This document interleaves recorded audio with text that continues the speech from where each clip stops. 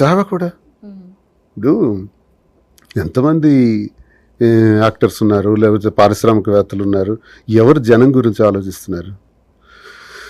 Chiranjeevi blood bank super. దానాల్లో అన్నదానం గొప్పదంటారు కదా, కానీ నా దృష్టిలో రక్తదానం గొప్పది. ప్రాణం పోయటం రక్తదానం అంటే అక్కడతో ఆగల. నేత్రదానం కూడా కొన్ని వేల మందికి దృష్టిని ప్రసాదించినటువంటి చిరంజీవి.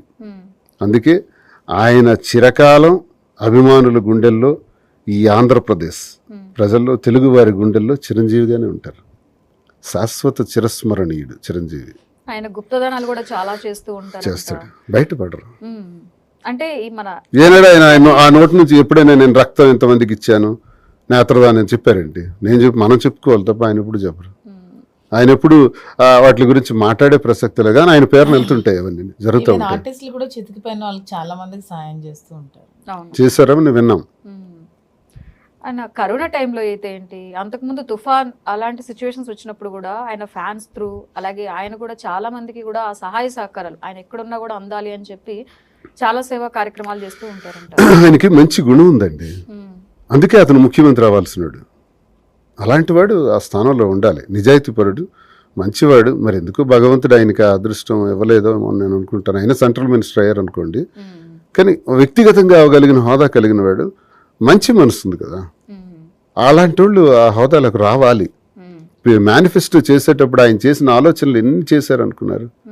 పేదవాడికి ఏదో ఒకటి చేయాలి, అప్లిఫ్ట్మెంట్ కోసం, ప్రజల్లో ఈ రాష్ట్రం డెవలప్మెంట్ చేయడానికి. కలిసి ఉన్న రాష్ట్రం, ఇప్పుడు రాష్ట్రం విడిపోలా. ఈ రాష్ట్రం సువిశాలమైనటువంటి ఆంధ్రప్రదేశ్ గురించి ఎన్నో ఆలోచనలు చేశాడు అతను హృదయంలో.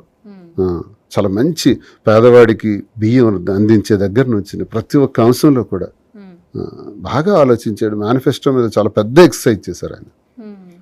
అనేక ఏంటంటే ఇంత మంచి మనసు ఉంది, కానీ దానగుణం ఉంది, ధర్మం ఉంది, కనికరం ఉంది, పేదవాళ్ల పట్ల ఆప్యాయత ఉంది, అభిమానం ఉంది, ప్రజల పట్ల అపేక్ష ఉంది, అన్నీ ఉన్నాయి. ఒక్కటే ముఖ్యమంత్రి అంటే బాగుండేది. మరి మంచి మనసు. లాస్ట్ టైం ఎప్పుడు కలిసారు అంటే? నేను ఆ తర్వాత మరి కలవలు, నా రాజకీయాలు వేరేగా మారిపోయినాయి. తర్వాత నేను వైసీపీలోకి వచ్చాను. తర్వాత షాప్ ఓపెనింగ్ అప్పుడు వెళ్దామని చెప్పాను అనుకున్నాను. ఈ పొలిటికల్ గా ఉండి ఇతను రాలేదు. మరి ఈ పొలిటికల్ గా కాంట్రవర్షియల్ లేరు.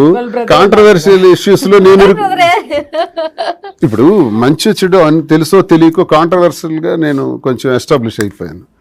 వన్స్ కాంట్రవర్షియల్ ఇష్యూస్ లో ఎప్పుడైతే ఎస్టాబ్లిష్ అయ్యానో, నేను ఒకటి ఉంటుంది నా తత్వం, పార్టీ కమిట్మెంట్ గా పనిచేస్తాను. నేను ఎవరికి భయపడను, అదరను, బెదర్ను. అనాల్సింది కుండ బద్దలు కొట్టినట్టు మాట్లాడతాను.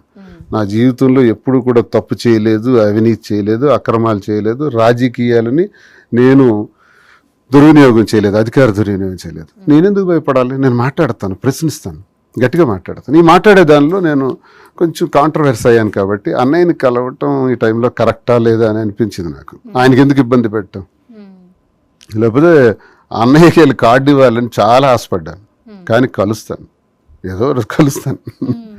సో అంటే ఇలాంటి కాంట్రవర్సీ ఇష్యూస్ వచ్చినప్పుడు ఏమనిపిస్తుంది అంటే, ఎలా మిమ్మల్ని సపోర్ట్